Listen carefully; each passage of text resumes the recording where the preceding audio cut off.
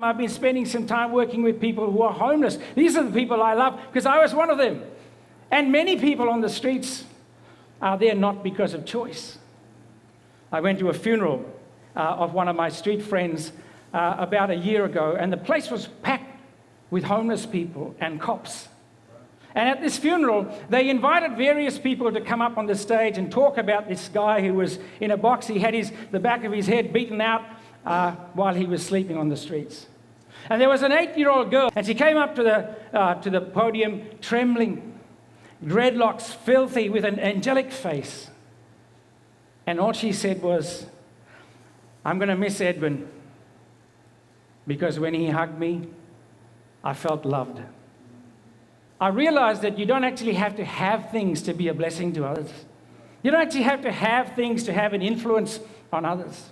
You could have the worst past, but if God gets a hold of it, He can transform you, and then you can have a positive influence on other people. For some of us, God can touch our lives and immediately we change. But for most of us, it's a transformation process. It's a process.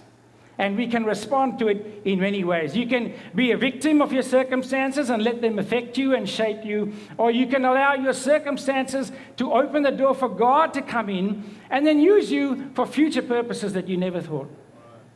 See, I think that it only takes one person to change your life. That's you. It's you and God together. And He's banging at the door and He's wanting to do things in your life. But unless you let Him, you'll always be a victim. You'll always feel hard done by.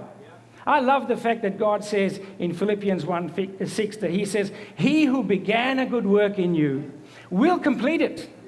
He doesn't say when. One day when we see Him in glory, we will be transformed to be like God. But in the meantime, it's life.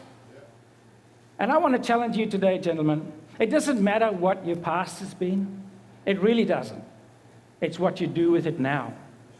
If you're prepared to lay down your past before God and say, "God, you know, man, lots of things have happened to me that I had no control about, or I've done stuff that I'm ashamed of, or I've sinned.